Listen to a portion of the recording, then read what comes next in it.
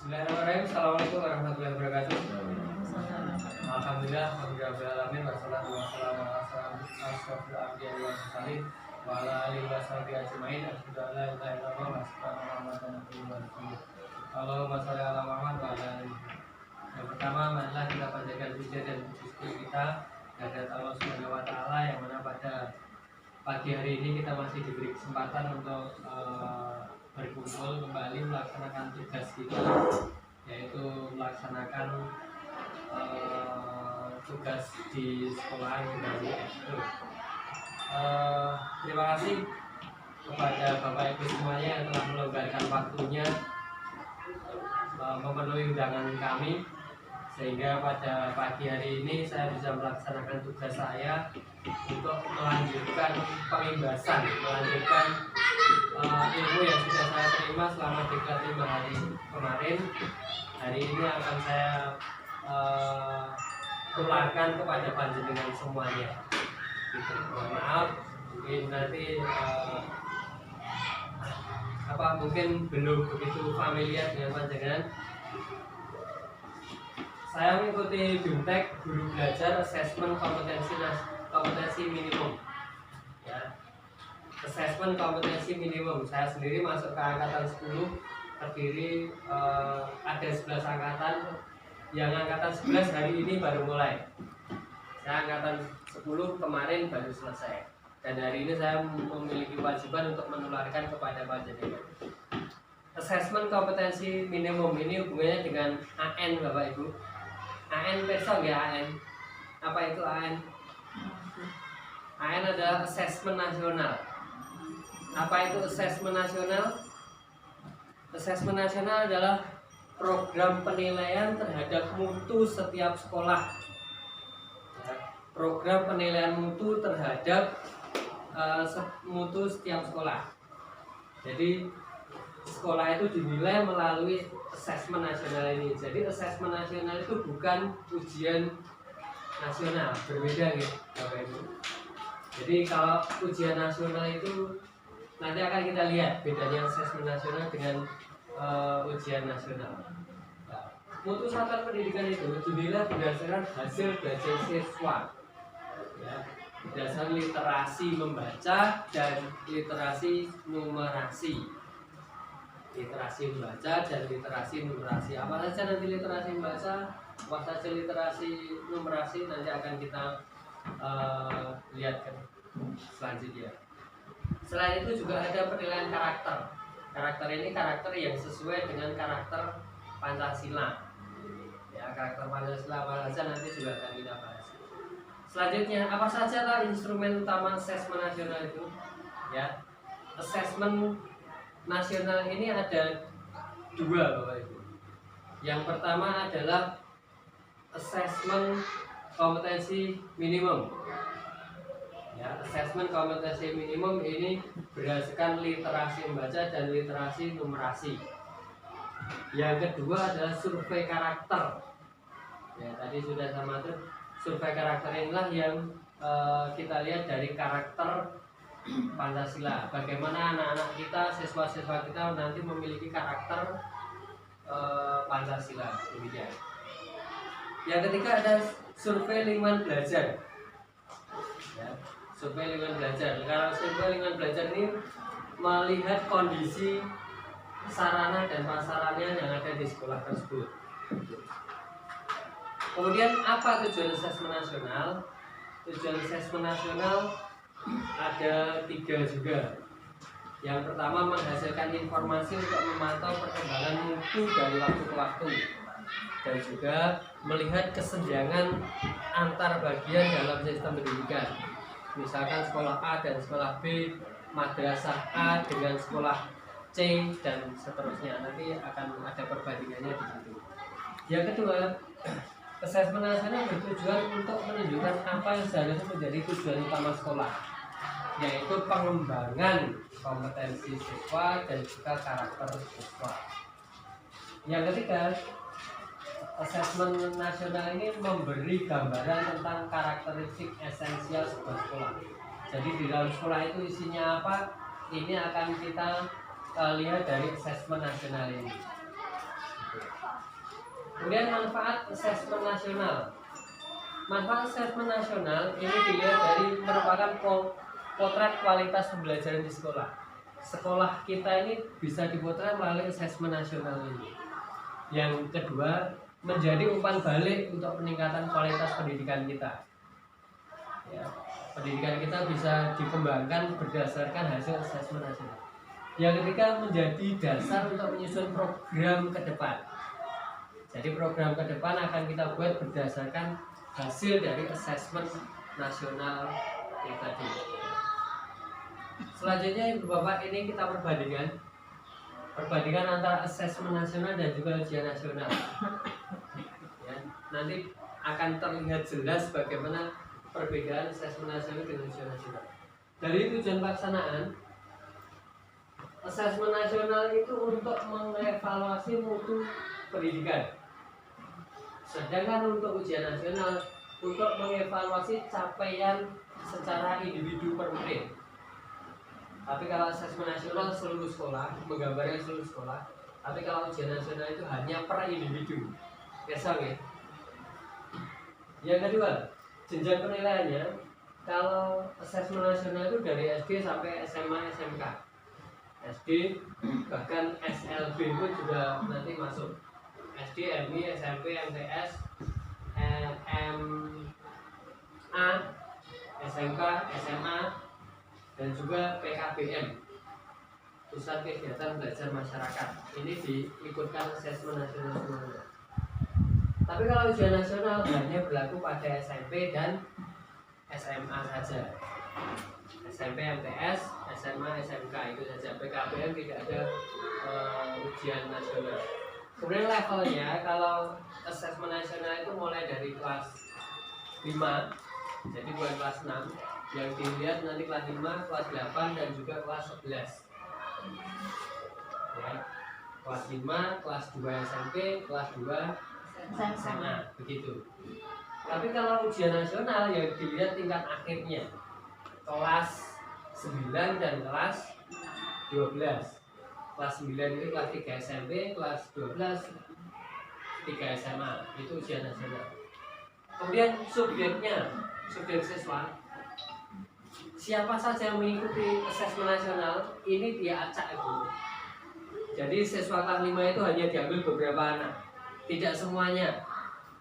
Tapi kalau ujian nasional itu seluruh kelas di tingkat akhir tersebut. Kelas 3 SMP semuanya ikut, kelas 3 SMA semuanya ikut.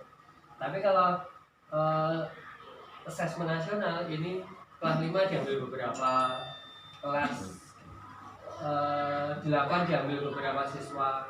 Jadi tidak semua anak ikut asesmen nasional. Yang selanjutnya model soalnya. Kalau ujian nasional modelnya hanya pilihan ganda dan isian singkat. Kalau ujian nasional. Tapi kalau asesmen nasional modelnya ada 5 loh.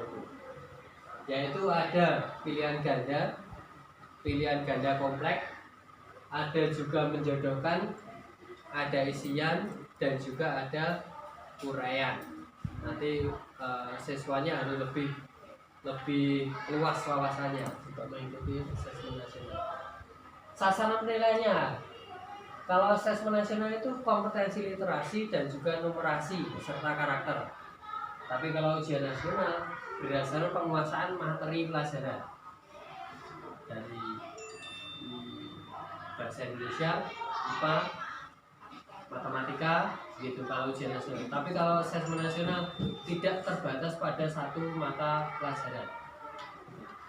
Kemudian metode penilaiannya, kalau asesmen nasional itu menggunakan computerized multi-test adaptive testing. Jadi pilihan jawabannya nanti banyak, tidak seperti ujian nasional menggunakan computer based test. Jadi penilaiannya nanti juga lebih fleksibel yang asesmen nasional. Tidak ada istilahnya patokan nilai, itu tidak ada. Ini perbandingan antara UN dan AN. Kemudian teknis pelaksanaan asesmen nasional. Nah ini yang saya matur tadi, asesmen nasional itu assessment kompetensinya, survei karakter dan survei lingkungan belajar. Namanya survei, jadi melihat bagaimana sekolah itu. AKM terdiri dari dua hal, literasi membaca dan juga literasi numerasi. Literasi membaca dibagi 4, literasi numerasi dibagi menjadi 3. Nanti membaca itu ada memahami, menggunakan, mengevaluasi dan merefleksi, sedangkan numerasi ada memahami, aplikasi dan juga bernalar. Kemudian asesmen nasional itu berbasis komputer bersifat adaptif. Jadi tergantung dari kemampuan siswa. Ya, siswa nanti peminatannya dengan apa, nanti ujiannya, ujian asesmennya, penilaiannya juga berdasarkan yang kita lihat menjadi peminatan siswa. Selanjutnya peserta AKM itu siapa saja? Yaitu seluruh satuan pendidikan, seluruh sekolah dari SD sampai SMK tadi termasuk SLB. Tapi meskipun seluruh sekolah, tapi tidak semua murid ikut. Hanya sampel tadi. Kelas 5 ya diambil beberapa, kelas 8 diambil beberapa itu. Kemudian pemilihan anaknya harus secara acak. Tidak boleh diambil yang bisa pintar-pintar, tidak boleh. Harus mewakili seluruh populasi. Diambil yang bawah, tengah dan juga atas. Harus mewakili populasi. Kemudian kapan pelaksanaannya? Pelaksanaannya untuk SD ini ada 2 hari semuanya. Ya. Hari pertama ini 75 menit untuk SD. Ini survei karakter. Yang kedua, hari kedua ada tes numerasi 75 menit dan survei lingkungan belajar 20 menit untuk SD. Ya. Ini ada 2 hari, hari pertama dan hari kedua. Jadi anak itu mengikuti selama 2 hari dan itu harus didampingi juga. Gitu. Untuk SMP dan SMA tidak perlu kita jelaskan. Selanjutnya kriteria peserta asesmen nasional ini ada 5 kriteria, yaitu seluruh satuan pendidikan, tidak semua murid, pemilihan sampel secara acak tadi diambil kelas 5, 8 dan 11. Kemudian setiap peserta mengerjakan tes literasi baca, tes literasi numerasi, dan juga survei karakter dan survei lingkungan belajar. 5, 8, 11 berarti kelas 5 masih satu. Iya Bu, tadi kan saya sudah masuk kelas 5, 8 dan 11. Iya, hanya itu. Karena ini untuk melihat sekolah, bukan melihat per anak. Kemajuan sekolah itu sampai di mana. Nah ini bentuk soalnya tadi saya sudah matur, ada 5 bentuk tesnya. Ada pilihan ganda kompleks, menjodohkan, isian singkat dan juga urean. Perbedaannya masing-masing tadi saya nih. Yang kompleks yang pilihan ganda. Pilihan kompleks. ganda itu hanya satu yang betul jawabannya. Tapi kalau pilihan ganda kompleks, jawabannya bisa lebih dari satu. Isian ini ya. Terus kemana pilihannya 5 misalnya 3. Ya, itu namanya pilihan ganda kompleks. Menjodohkan person ya, 13 garis. Kemudian isian singkat, urean, apa saja yang dievaluasi? Ya dievaluasi ini ada literasi membaca dan literasi numerasi. Literasi membaca ini tidak kelihatan ya Bu. Kemarin saya rencanakan pakai LCD besar. Kalau pakai ini. Literasi membaca itu tidak hanya bahwa anak itu bisa membaca, tidak, tapi harus bisa menalar dan juga mengaitkan dan mengaplikasikan dengan kehidupan sehari-hari. Ya. Bisa membaca, bisa memahami, bisa menganalisis, dan itu bisa diterapkan, bisa dikaitkan dengan lingkungan sekitarnya. Jadi tidak hanya membaca ini Budi, tidak. Ya. Jadi bisa mengaitkan dengan kehidupan di masyarakat, bisa diimplementasikan. Kemudian numerasi berhubungan dengan hitung-menghitung, biasanya dengan matematika. Dan literasi numerasi ini tidak hanya bisa menghitung volume kubus berapa, tidak hanya seperti itu maksudnya. Tapi harus bisa mengaitkan dengan lingkungan sekitarnya. Misalkan membuat keramik dalam satu kelas ini butuh berapa potong, berapa lembar keramik dengan ukuran sekian. Itu kalau ingin menampung air sebanyak 1000 liter harus membuat ukuran tinggi berapa, panjang berapa, lebarnya berapa. Harus bisa mempraktekkan begitu. Tujuannya itu pendidikan kita ke depan. Jadi tidak hanya hafalan hitung-hitungan volume sama dengan panjang kali lebar kali tinggi, tidak hanya seperti itu. Tujuannya begitu. Kedua, ini harus bisa diterapkan untuk memecahkan masalah dalam kehidupan nyata. Ini tadi intinya di situ ya. Harus pembelajaran yang kita belajarkan ini bisa dimanfaatkan. Jadi tidak hanya teori saja. Cita-citanya begitu. Nah, ini hasilnya. Hasil AKM ini dibagi ke dalam 4 tingkat, Bapak Ibu. Ya, 4 tingkat ini ada perlu intervensi khusus, ada dasar, ada cakap, dan juga ada mahir. Ya, hasil AKM itu nanti dibagi ke dalam 4 tingkatan, baik literasi membaca maupun literasi numerasi. Ini dibagi ke dalam 4 tingkatan.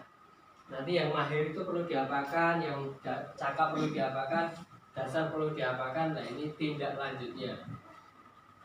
Tindak lanjut hasil AKM. Bagaimana jika hasil AKM nanti menemukan dalam sekolah itu perlu intervensi khusus? Oh, ternyata hasilnya sekolah itu statusnya tingkatannya perlu intervensi khusus. Berarti murid lebih perlu diberikan bahan belajar lain secara audio visual maupun pendampingan khusus. Ya, ini perlu penanganan khusus juga. Kalau istilahnya ada ABK, anak berkebutuhan khusus, ada GBK, guru berkebutuhan khusus. Nah, ini ada sekolah berkebutuhan khusus, intervensi khusus, perlu penanganan khusus. Tapi kalau di sini mungkin tidak belum. Bisa lulus sekolah. Kalau tingkat dasar belum. Kalau tingkat dasar ini hanya baru bisa mengambil isi teks itu secara utuh. Jadi belum bisa mengaitkan dengan hal-hal yang lainnya. Ini maka murid perlu diberi pendampingan dalam bentuk catatan, diberi pendampingan lagi. Yang ketiga, jika sekolah itu tingkatan AKM kita cakap, ya ini baru bisa mengaitkan sedikit, merefleksikan. Oh, berarti yang ini, kalau ini hasilnya begini, itu baru merefleksikan. Ini diberi pelajaran identifikasi kondisi lingkungan. Jadi diberikan identifikasi bagaimana cara mengidentifikasi lingkungan yang baik itu bagaimana, nanti penyelesaiannya bagaimana, diberi bimbingan ke sana. Jika hasilnya sudah mahir, maka dapat melakukan pembelajaran beragam, bisa di apa istilahnya, dimodifikasi, dikembangkan dengan hal-hal yang lainnya. Ini jika sudah hasilnya nanti sudah mahir. Ya, demikian hasil dari diklat saya. Mungkin kalau dijabarkan lebih panjang lagi, lebih mendetailnya, saya aja butuh 4 hari. Dari 5 hari yang diberikan ini saya butuh 4 hari untuk mempelajari. Ini saya berikan hanya beberapa menit saja. Demikian, mungkin sebelum saya tutup ada pertanyaan-pertanyaan, sebisa mungkin akan saya jawab. Ini Pak, saya Gitu Pak. AN dengan kalau tadi diuraikan tentang manfaatnya, kok kayaknya seperti dengan akreditasi.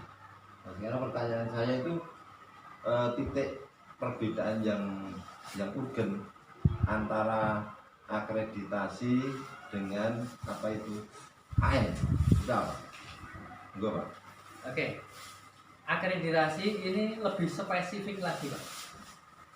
Akreditasi itu lebih spesifik ke setiap sekolah. Ya, tujuannya akreditasi itu meningkatkan hanya dalam satu sekolah itu saja.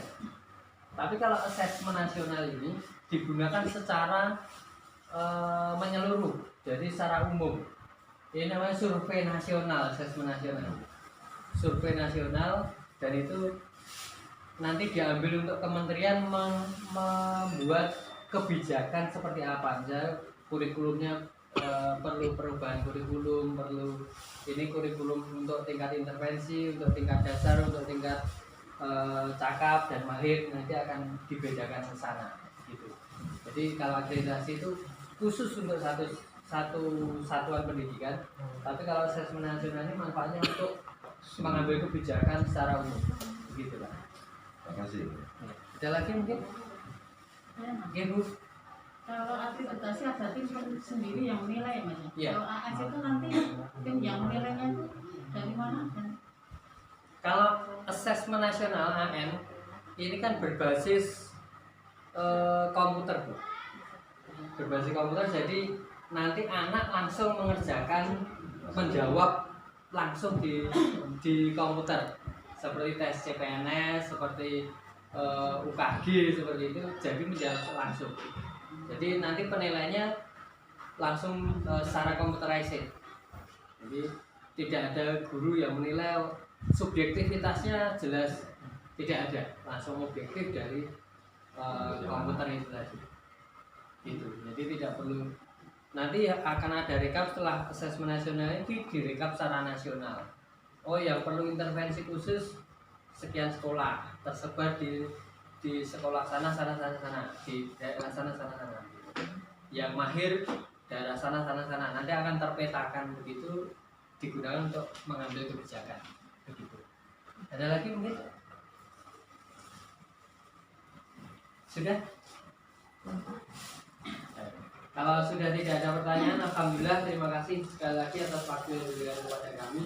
Semoga ini bisa menambah wawasan kita, paling tidak kalau manfaat nanti mungkin lebih kedepannya bisa dipraktekkan. Kebetulan kita belum mengikuti simulasi asesmen nasional, namun beberapa sekolah sudah mengikutkan beberapa siswanya untuk mengikuti asesmen nasional. Kebetulan di tempat kita belum, ini sebagai wawasan saja. Seandainya nanti kita harus melaksanakan ini, kita sudah mempersiapkan, oh siswa yang saya siapkan harus si A, si B, si C. Ini sudah ada gambaran di sana. Terima kasih sekali lagi. Ada banyak kekurangan dari saya matur, saya mohon maaf sebesar-besarnya. Oh iya, ini tadi ada satu lagi yang belum saya sampaikan. Ini saya diminta untuk mengajak panjenengan semuanya mengikuti diklat ini lagi. Ya, mengikuti diklat kelompok 11. Tapi secara ini saya hanya mengajak saja. Cara-caranya melalui SIM PKB, guru belajar SIM PKB. Nanti kita bisa masuk ke sana. Demikian yang dapat saya sampaikan. Banyak kurang mohon maaf. Bila taufiq wal hidayah. Assalamualaikum warahmatullahi wabarakatuh. Waalaikumsalam.